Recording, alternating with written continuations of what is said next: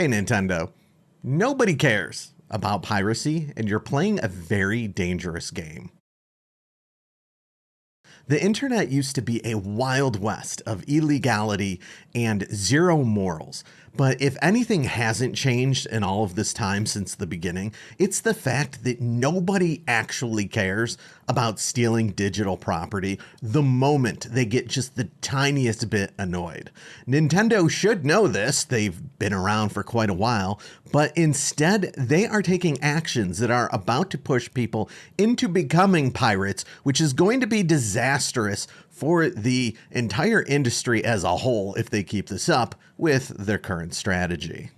Nintendo and the Pokemon Company is screwing with the indie darling Palworld, trying to sue them out of existence for apparent patent infringement because it looks a little too much like Pokemon, basically. You know how there are people out there that tend to think that there are only 10 video games in existence as a whole on this planet at any given point in time? Well, Palworld managed to claw its way into becoming one of those games and is very beloved within a group of people. Even people that I didn't know paid attention to video gaming news at all have come out to me and started talking to me about this game and this controversy, where it's like, man, like, I thought you lived under a rock. What are you doing here? So we're going to talk about the impact that this is about to have. When it comes to hating on Nintendo, I think the Switch 2 is just a cover. Don't fool yourself into thinking that it's Mario Kart World. Mario Kart has been the #1 selling Nintendo game for the past 3 systems and in the top 4 ever since its conception on the Super Nintendo. It does move systems. And I don't think that it's the price either, because every broke person I know somehow manages to buy an iPhone, and that thing must be at least $800, $200 to $500 more than the comparable Android phone. And Apple and Android, they're the exact same thing at this point. Don't give me any of that crap. Maybe these are contributing factors because they're sort of annoying. It's annoying when things cost more, but I really do think that it's Palworld that's moving the needle and sort of making this a thing on the normie level, where I'm starting to hear about it out in the real world. What happens when people hate your company but like the products that you produce, and all of these products just so happen to be digital? They steal your shit. It's because they don't actually care. Nobody actually cares about stealing digital anything.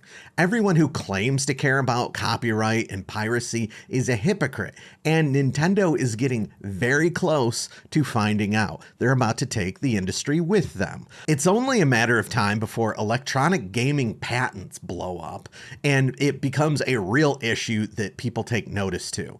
Anyone who actually knows what video game patents are thinks that they're bullshit. It's an antiquated garbage system and everybody knows it. I'm sure even the patent owners know that they're bullshit. Stupid gaming functionality like target arrows in rhythm games or 3D arrows in a driving game to point the direction where you need to go can't be used without paying somebody? Are you kidding me? Can you imagine? And this would be so delicious. An H-Bomber guy decides to make a video exposing all of this crap. It's like a documentary, and he just so manages to teach everybody about flashcards and reintroduces torrenting to the rest of the world.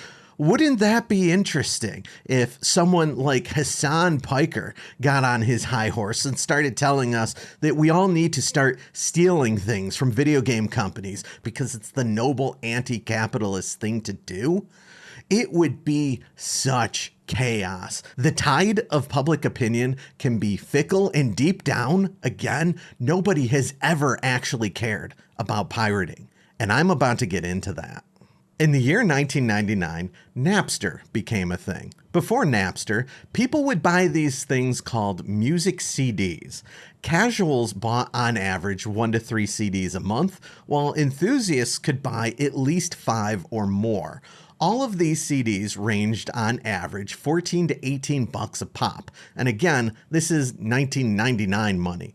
All of that changed though when Napster was released, an application that allowed people to download any song ever free as piracy in a matter of minutes. Millions of people took to this. Pre-released music would regularly leak onto this platform as well. And suddenly, everybody was pirating music and no one cared at all. I can't think of a single person I ever met out in the real world that had any type of issue at all with this. In April of 2000, Metallica sued Napster, accusing them of copyright infringement. You know what ended up happening? Everybody ended up hating Metallica, who was also at the height of their popularity rather than just being the legacy rock band that they are today. Millions of people did not care that music was getting stolen. They rationalized it, they framed their piracy as a righteous act somehow, and downloaded the shit out of Metallica's back catalog as revenge. When Napster finally went down, what do you think happened?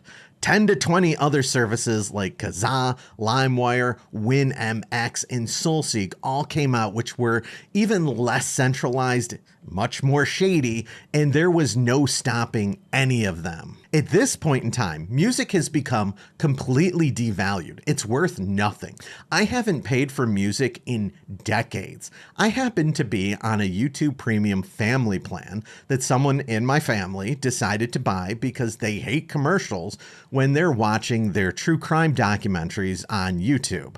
The YouTube Premium family plan comes out to just under $4 a month per person, and music is bundled in with it. My endless listening to music is an afterthought of someone else's decision, not based on music in the slightest. The few remaining cents after Google takes their cut is then further divided away from musical artists to the actual YouTubers that I watch because they need to take their cut of the pie also. We all know that the system is ridiculous. But again, nobody cares. Right now, in the copyright wars, the main battlefront is AI image generation.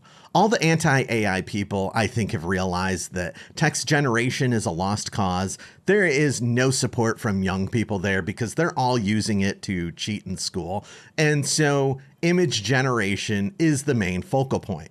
Right now, the main argument against AI image generation is that it'll put actual artists out of a job, assuming that the AI art itself is actually good and convincing. That's what we'll be talking about here, not the quality of the art itself. That's a separate discussion. All right, here is the big one. Does anybody actually care that AI art was trained off of endlessly, dubiously obtained art from artists? I'm not convinced. Go pull up any YouTube video ever. All right, just to be pristinely careful, any video from someone who's got less than 100,000 subscribers that isn't already institutionalized. Now, where do you think that background music came from? You think that they produced it themselves? You think that they paid some artist, some musical artist on Fiverr to create it custom for them?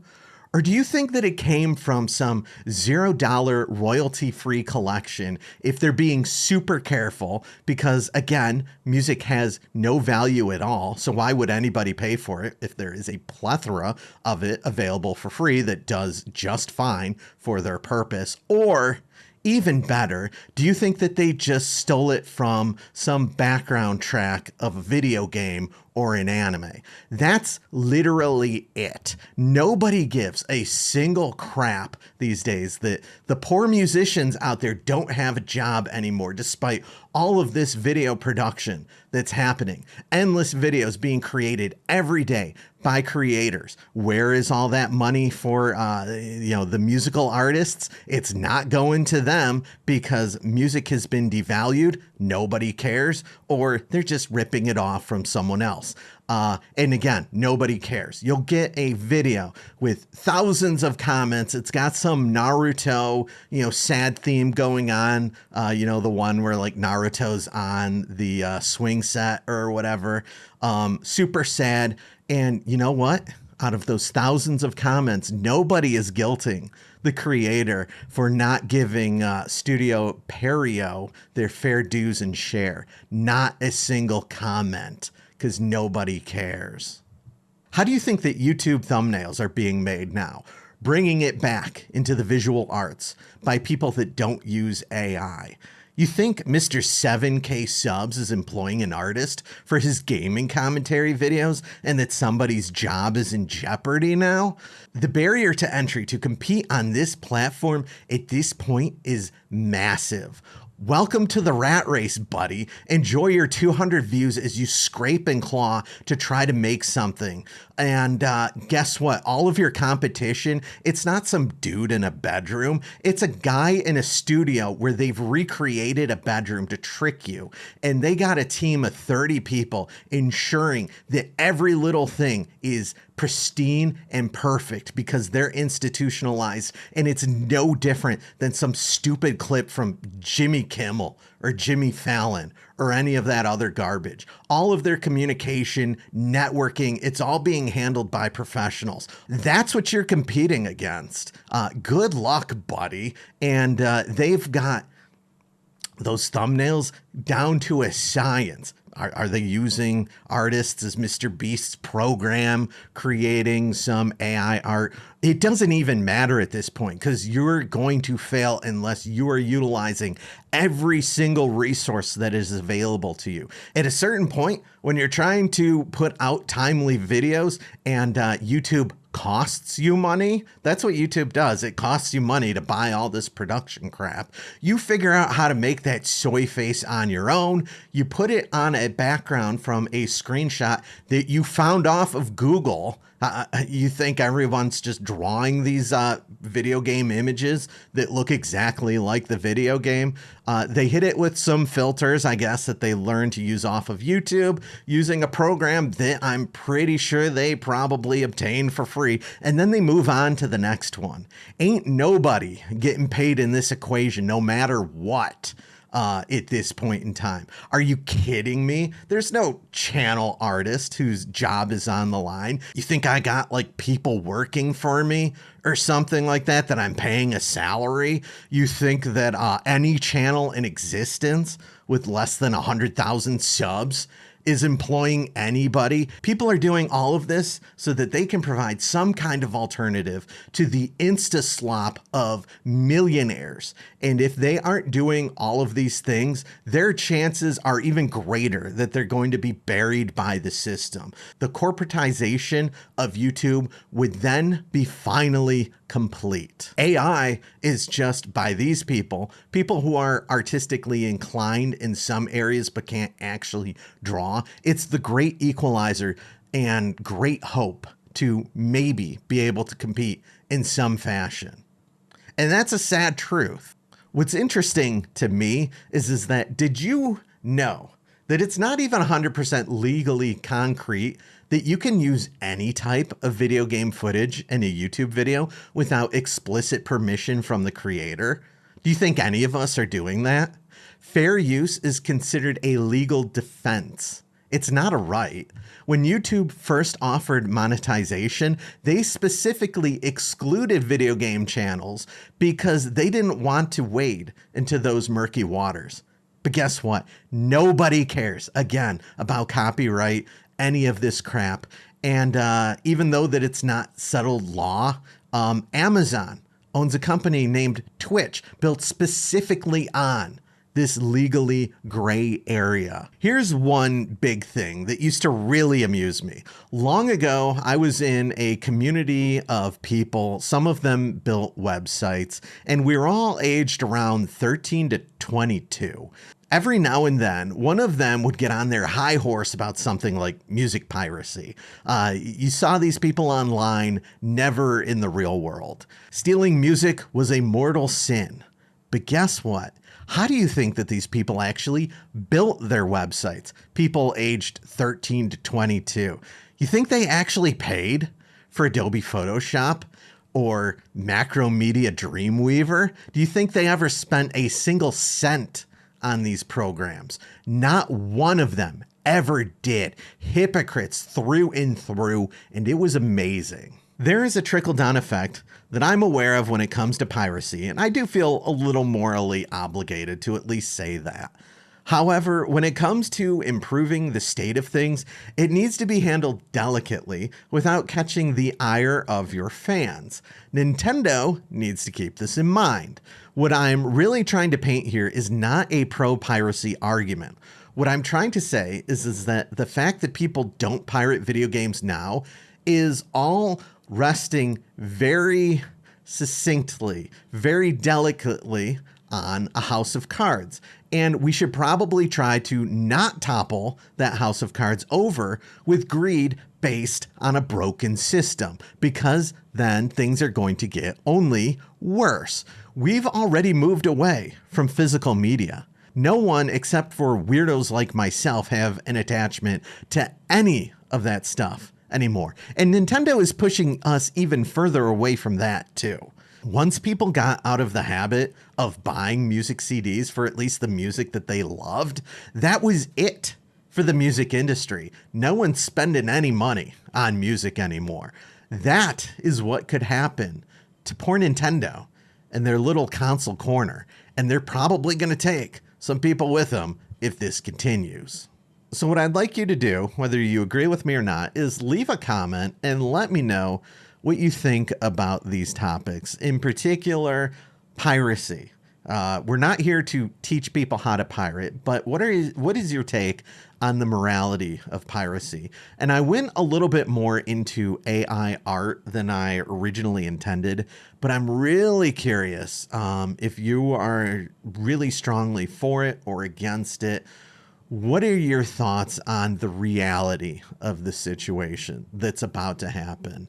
If you're really against it, what do you think about the people who say that it is the great equalizer, where they're not really going to be spending any money on art anyway, and their main focus isn't really to produce high quality art? They're trying to win the YouTube system, where in order to get your videos out there, you just need to mathematically have a high quality thumbnail. And if that's obtained through AI, a lot of people don't care because, again, that's not where their passion really is. They don't care that the stupid image is, not 100% anatomically correct. They don't think that an artist even is capable of doing that most of the time. And really what they're concerned about is the contents of the video. I'll say this, as a YouTube creator, the thumbnails is the most annoying part of all. It's the thing I care about the least, except it's also the most important thing to get your content shared out there. Even more important than the quality of the video. It's insane. So kind of going into a half rant there. But again, this topic is really interesting to me. So if you've made it to this point in the video, I would love to read your comments. For, against, do you hate everything I'm saying? Do you love it? I just want to have a conversation. I hate it when podcast people say that. Oh my goodness. I'm not going to retake that. All right. Thanks for listening. Hit that like button and subscribe for more. I appreciate your help.